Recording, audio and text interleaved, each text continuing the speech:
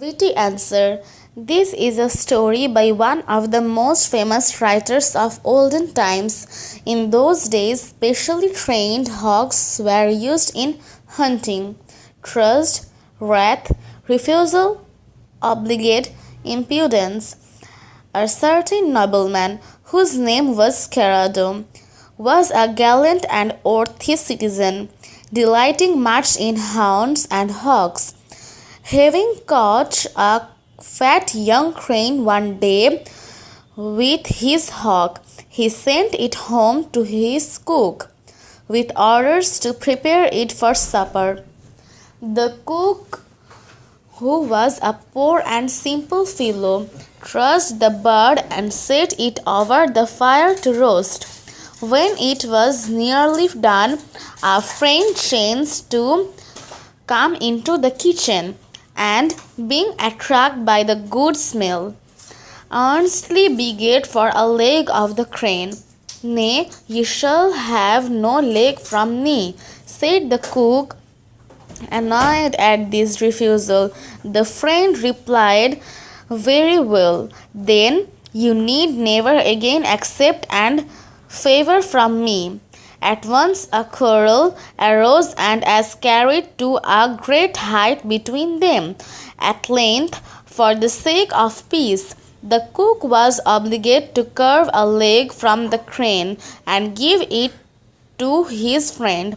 So the bird was served up at supper with only one leg.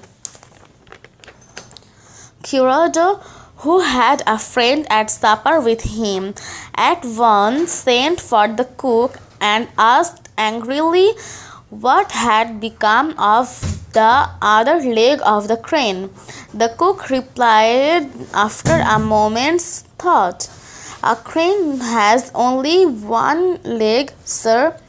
"What do you mean?" cried Curado in great wrath. "Only one leg? Rascal, do you think I have never seen a crane in my life? Believe me, sir, it is as I say, and I will prove it to you whenever you please." "From a living crane," declared the cook.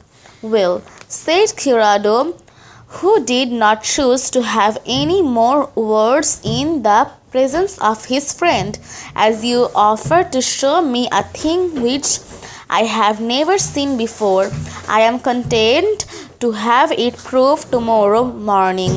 But if you are wrong, as indeed you must be, I will thrash you so that you will remember tomorrow as long as you live."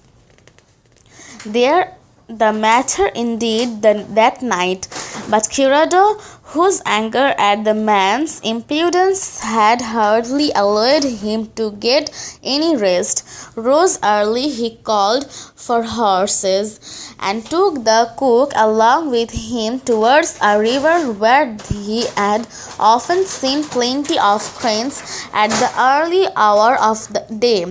"We shall soon see," he said to the cook. "How much truth was in your words spoken last night?" The cook was now fairly at his wits' end. Gladly would he have made his escape, but the knew that there was now little hope of doing so. All of a sudden, as they came in sight of the river, he happened to see, before anyone else, a number of cranes.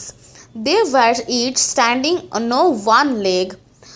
Cranes usually do when they are sleeping.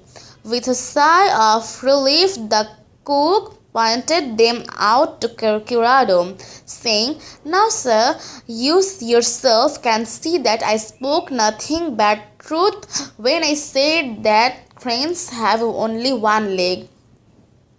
Curado looked at the birds, then replied, "Yes, true, but I will show you different." Then riding up to the birds, he cried out, "Shoo, shoo." At once each crane set down the other foot, and after taking a step or two, they all flew away. Curado then turned to the cook and said angrily, "Well, Wrong. Do you believe now that cranes have two legs? What can you say to save yourself from the thrashing that I promised you? Only this, sir, replied the cook, making a brave effort to gather his wits. Had you but called shoo shoo to that crane last night, it might have put down the other leg too, as these birds did now, so you might have been saved all this journey. Well said, fellow, well said, declared Curado, laughing. Your ready wit has saved your skin. Let us turn and go home. Thus the cook accepted a beating and made peace with his master.